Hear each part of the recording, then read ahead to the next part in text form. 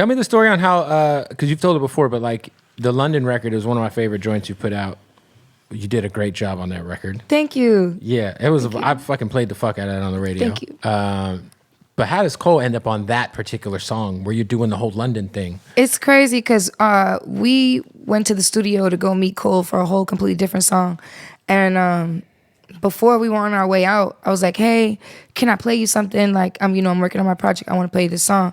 And he's like, yeah, go ahead. I pressed play. And he loved the song. He's like, I love this song. This is good. Like, I was like, okay, you know what? That's like, he just seemed like he really liked the song, and I wanted to send it to him like some random day. So like 2 weeks later, I think a month later, I sent it to him, and I was like, hey, just sending you this if you want to listen to it. Yeah, if you want to check it out, since you said you liked it, since you said you liked it, you listen to it in your car, on your bike ride, at the gym, right. like whatever you want. And yeah, it just ended up working out like that. Like he ended up liking the song enough that he wanted to put a verse on it, and I was so happy about that because, like, look at that verse. It's like one of my favorite verses of all time. Oh, he killed it. He got off on How that could I shit. choose between this one and that one? And I could have both. Oh my God, he did not give you the throwaway Cole verse. I You don't know think he what's has those, by the way. I feel like every Me time he neither. gets on some shit, he bodies it. He does.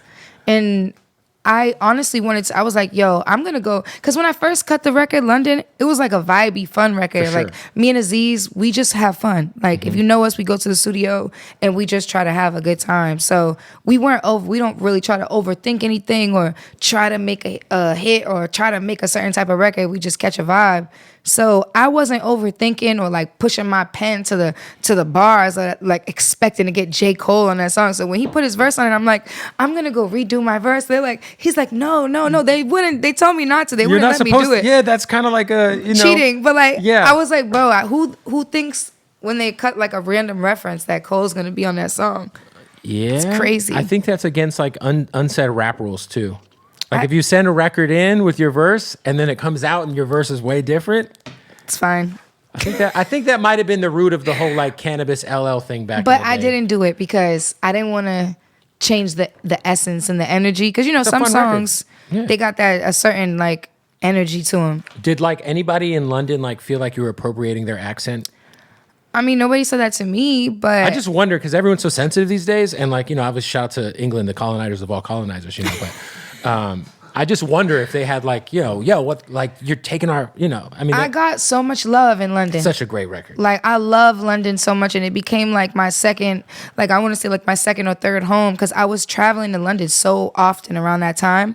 So when it came time that I did London, I was just so inspired by the culture. Yeah. So I was just like, how can I put this culture in a song without trying to like piss anybody off, but Right. still make it my own? You've worked with Pharrell, and you have the new record where you're working with Timbaland. And shout out to Timbaland, who's, Shout out to Timbaland. in my opinion, he's my personal. He's not my favorite, but he's to me the GOAT because I think his range is so crazy. But what was it like? What's the difference between working with Pharrell and Timbaland, who are on the Mount Rushmore of the producer game? They're completely different people. They have completely different like styles and approaches, I'd say. Like I mean, they both the one thing I do say is like similar when it comes to like great producers is they're very much like into the vibe. Like whatever there's like an energy, you know what I'm saying? Like the vibe has to be good for like the vibe has to be right. So I'm just so grateful that I've worked with both of them because they're so different. I can't say like really what about their process? Are you like either of those guys? Have you cooked up from scratch with them, or are they just playing you like a folder? Yes, we cooked up from scratch. For both? Many times, yeah. Oh, nice. Well, that weekend that I worked with Timbaland, it was the weekend of Art Basel. We cooked up from scratch, and then there's been many times I've cooked up from scratch with Pharrell. Nice. How was Art Basel? Art Basel was vibes. I like Art Basel. I'm not really that like too into art. I don't know enough about it, but I appreciate it. Yeah, I guess that's fair. I feel like I'm the same way. Yeah. I appreciate it. I ain't buying it, but I appreciate it. I'll buy like a print of it. Yeah? No, I won't. I'll buy like that. Like that's art. Like a dude redid the WrestleMania 13 poster, so I bought it, and I appreciated it. Or like what about if there's an artist that you're like, oh, I like your work, I'll buy it and support and like grab a piece. Sure.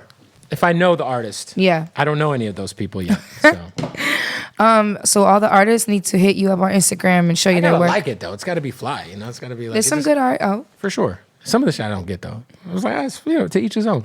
Like the paint spatter is not your stuff. Nah, I don't get it.